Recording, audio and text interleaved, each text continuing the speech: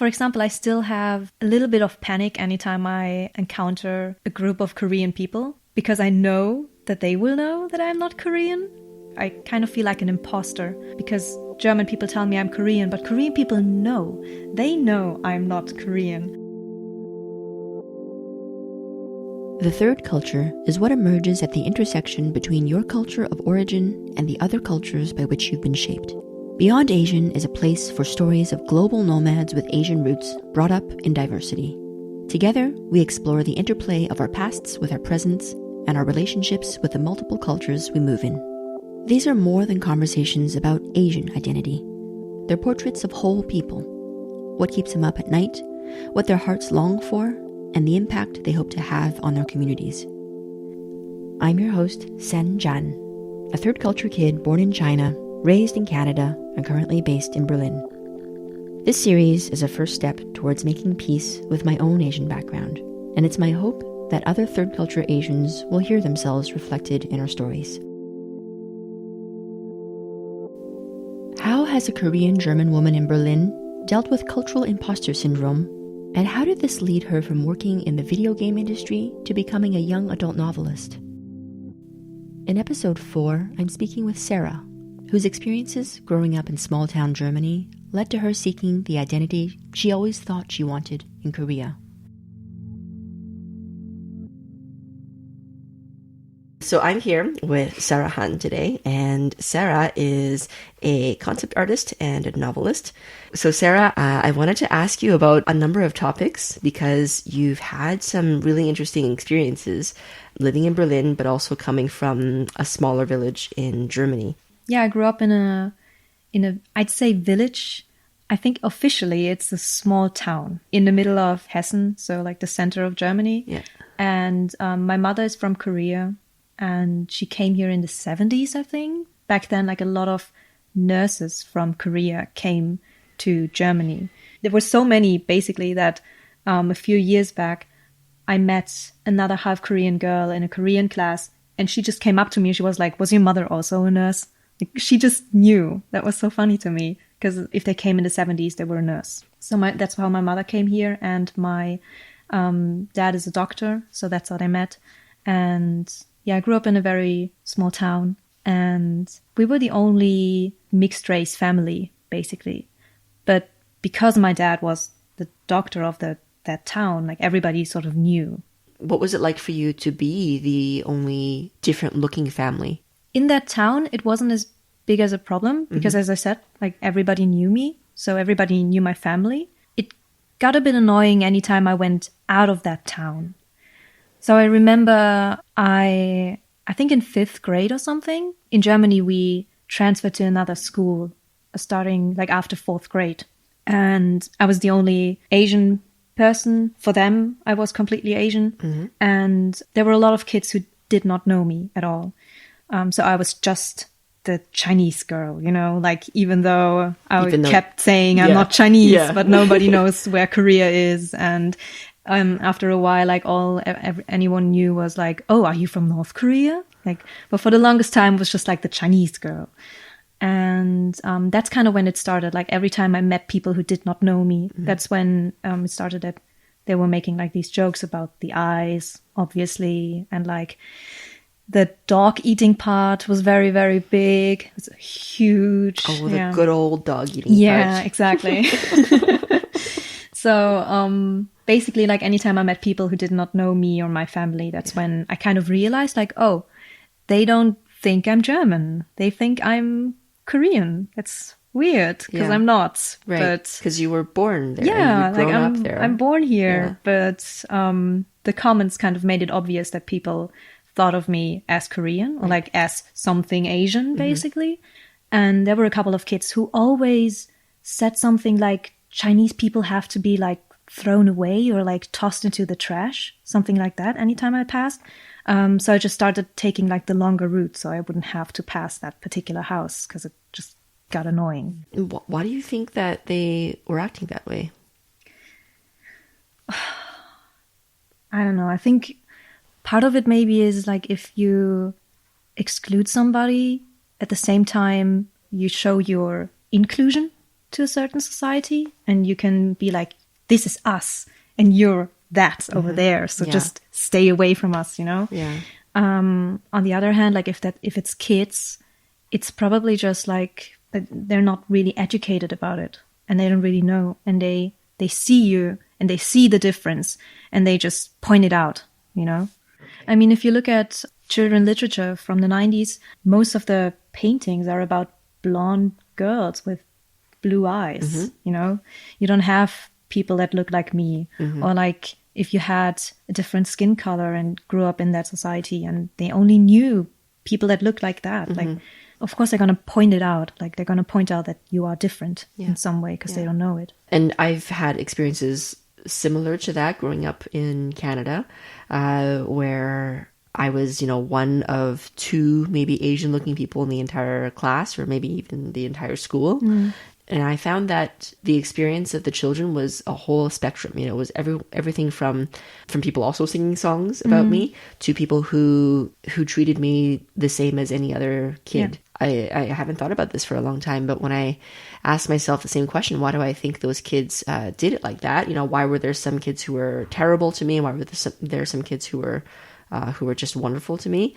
You know, I can't help thinking that it's because they were taught in a certain way. You know, either they were taught to be very inclusive, you know, educated to extend themselves to people who were different and to help them, or they were taught to immediately start this is us and this is them, this is us and this is them. Because you know, maybe this is very idealistic, but I have the impression that children, unless they're taught in a specific way, they'll just accept that the world is diverse around them. You know, that there's not immediately this like, you know, you're not us. Yeah. But if they don't know any other people, you know, because I think in, as I said, like in our small town, like I was the only one, but like apart from me, there were a lot of Turkish kids as well. I don't know how well they were integrated.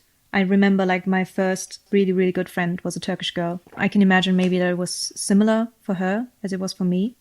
But I don't think integration and diversity was a big topic back then in that village, just because there weren't a lot of other people, basically. People that looked different somehow from like the standard German kid. Can you tell me about some experiences like as you got older in the small town? Well, I told you before that like the whole, oh, you're different, got a lot stronger when I changed school, because I got transferred to another school in the next town over.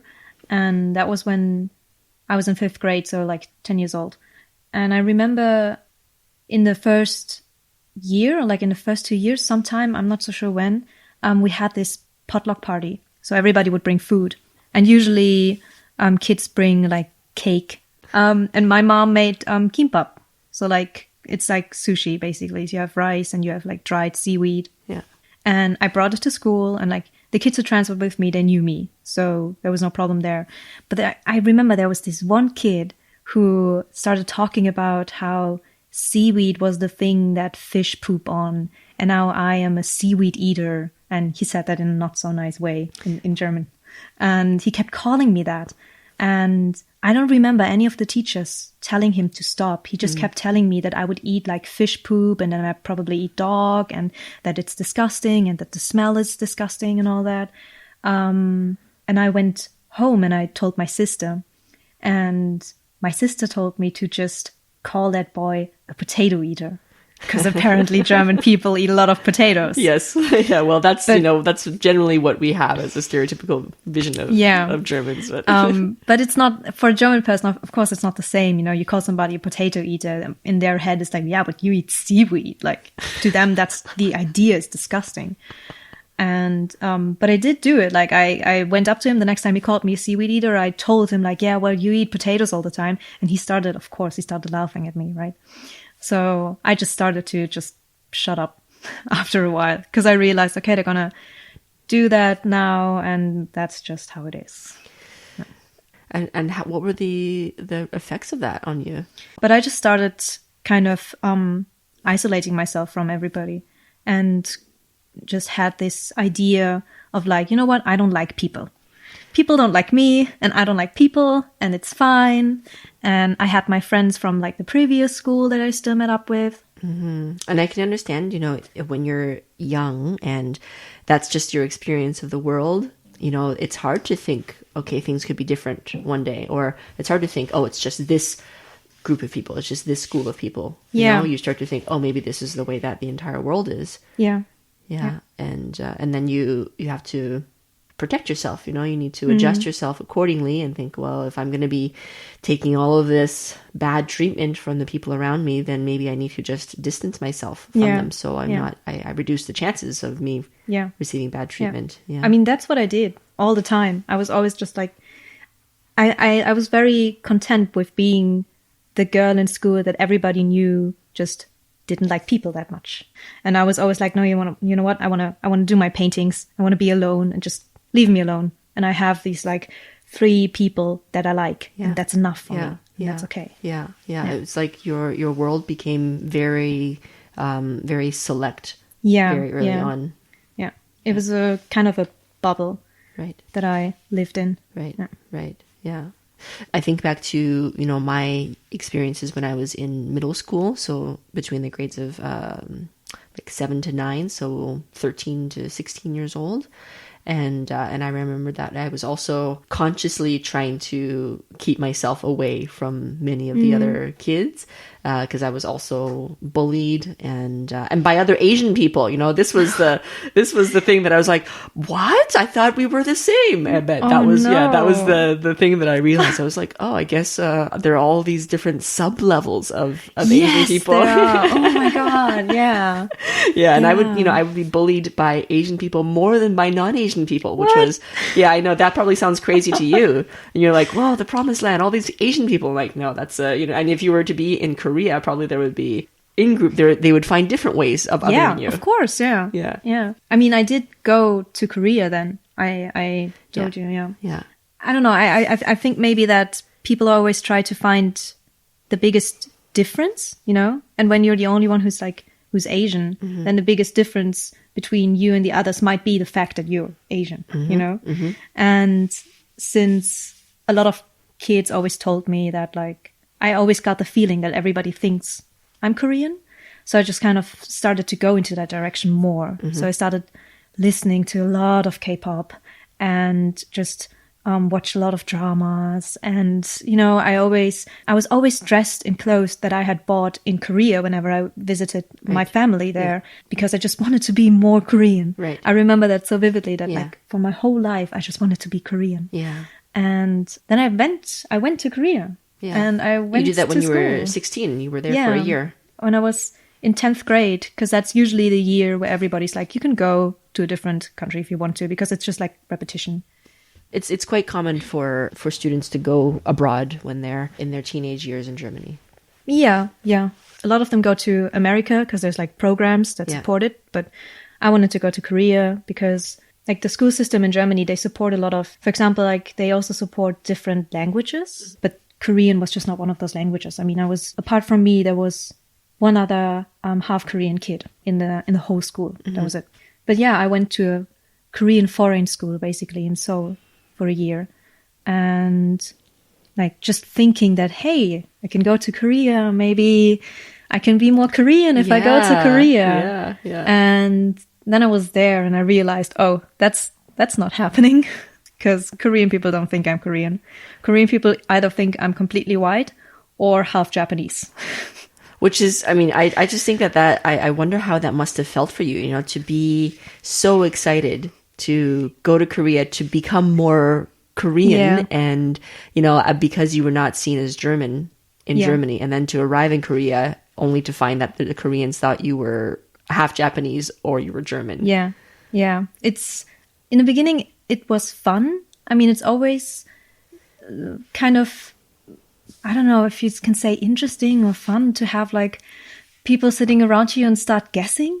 Like, I get the guessing game a lot. Just people going like, where are you from? Is she half Japanese? Is she maybe Turkish? Something? Because like, depending on who I am surrounded with, like I could be anything. Yeah. Like, I remember like when I was in Thailand, people just thought I was Thai. Yeah. Like, I could be anything apparently. Yeah.